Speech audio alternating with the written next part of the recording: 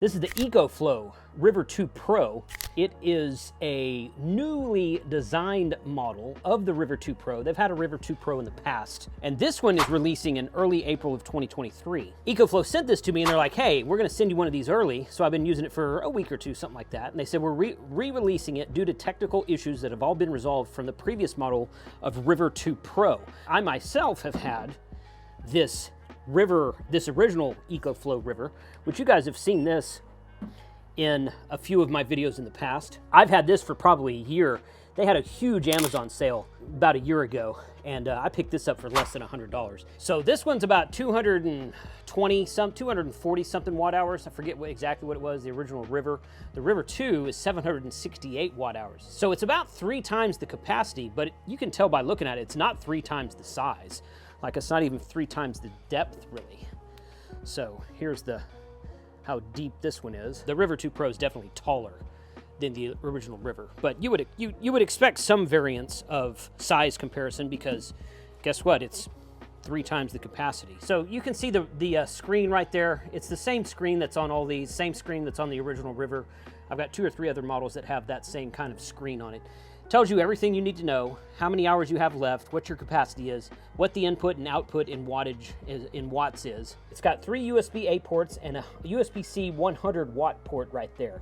So that's pretty cool that that's a PD100 on there. I think that that's something that can be taken advantage of for larger tablets and laptops even. Cigarette lighter adapter there with 2 barrel type connectors. You can turn the DC on by just short pressing that button.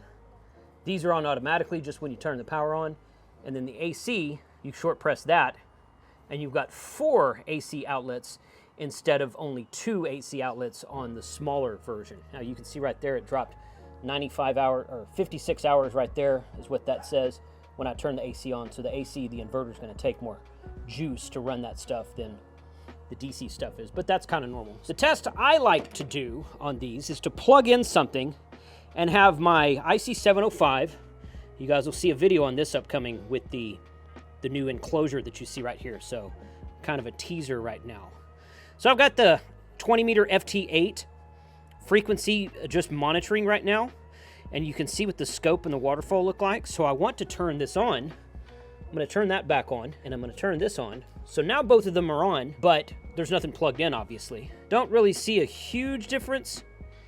Maybe a slight variation around the 14.074 megahertz range there. It just went away.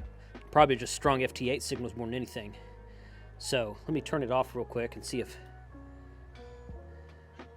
No, not really any variations there, but I'm going to plug something in and see what kind of RFI it produces. Now, this one right here I did a couple of RFI tests with it. I had 0 issues, except for when I plugged it into my RV. We used that in the Grand Canyon, and I plugged in my trailer to it one time because our RV spot didn't have electricity hookup. So I would charge it with that thing until the battery died. And I did it one time, and Mike said his band scope went nuts on his IC7300, but I don't think it was the power station. I think it was the RV. Something in the RV was causing electrical interference in RFI, because I have used that at the hunting lease, not plugged into the trailer, just charging charging various things, cameras, phones, tablets, computer, whatever, and I've had 0 issue with RFI at the hunting lease. So that thing, and all the tests I've done with that thing, it does not produce any RFI. So I'm be curious to see what this River 2 does. So we're gonna plug a couple things into it right now. All right, I was gonna try to get cute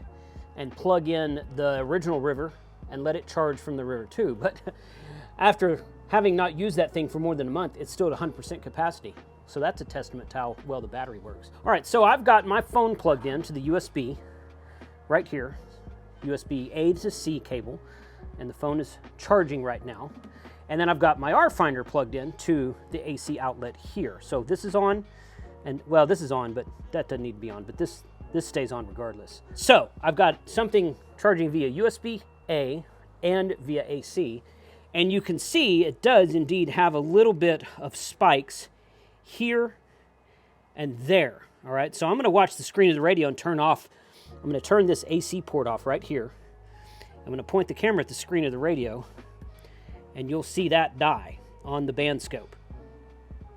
Now, I cannot hear or tell any difference on the actual FT8 signal coming in. It's coming in both above and below the signal. right there, and right there. That's where they were before. I'm going to turn it back on now. So now that the AC inverter is charging my RFinder device again, it's producing some RFI right there and right there. Again, I can't hear it interfering with the actual FT8 signal. It's just above and below that frequency there. So it does produce a little bit of RFI when working with the AC port, but I've got them sitting right next to each other as well. Pardon the dog right there. That's a foster dog we got named Liza.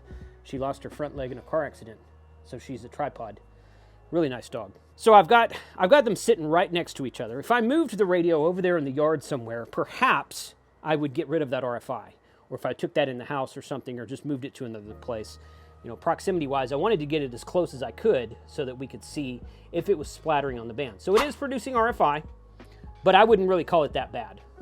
Okay, now I did a test like this on my Renogy Phoenix, and somebody came by in the comments and said, well, yeah, but try charging the power station. Try plugging the power station into a regular outlet and seeing what that does. And that does produce RFI, but you know what? I don't think I care about that because that's not the point. The point of this is to use it without having it plugged into shore power. The point is to use this out in the field where you don't have shore power available.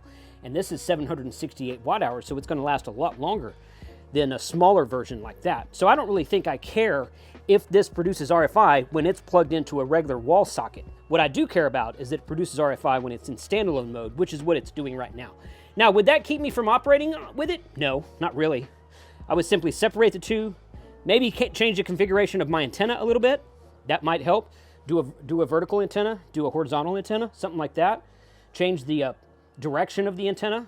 That might do it. Anyway, it's still not too bad for what it is. And a lot of times AC inverters are going to produce RFI. So you just basically turn that off and you can still have the DC portion of it. So I'm going to walk around it right here. Again, like I said in the beginning, all of the ports are on one side, and I really like that because that means you can set this thing on a table or in the corner of your tent if you're camping, or in the corner of your RV and get it out of the way, and you don't have to have wires coming in all sides of it. This original River right here has all these ports on the front, and it has the AC inverter on the side over here. And then it has the charging ports where you plug in the solar panel or the shore power over here on this side. So it's got three sides that you could have wires coming out on all three sides. I don't personally like that. It's a personal preference, but it is what it is. This one right here has everything on the front except for the charging ports, which are in the back. It came with a very robust, very thick AC power cable. Standard plug like you'd see in a computer. No problem there. Goes in right there. It does have a built-in solar charge controller, so I can just plug it directly into a solar panel, but it did not come with a cable to go with a solar panel. It came with a cable that went from this style plug. There's a name for that plug. I just forget what it is right now, but there's different sizes of it. But it came with a cable that went from that to the cigarette lighter adapter. And you could get one that goes from that to like power poles or something for a solar panel, or you could get it to MC4 or something like that. Overall, I think this is a win. Again, you're probably not gonna find many of these power packs that are completely 100% RFI quiet. And for what this is, you know, that's a lot of power. 768 watt hours is a lot of power to take into the field, have camping and whatnot. So, and a lot of you, if you found this video on YouTube and you're not a ham radio operator, you're just watching it for the power station, you may not care about RFI. You're like, well, I don't care about radio. I don't even do anything with radio. That's okay. I just like to show this because that's what this channel is about. It's about two-way radio, HF radio, and ham radio. So it is producing a little bit of noise, but I still think that this is something I would take into the field and use. I will probably have opportunity to do that next week at the time of this recording, so you might see another video on this upcoming. Let me know what you think in the comments below.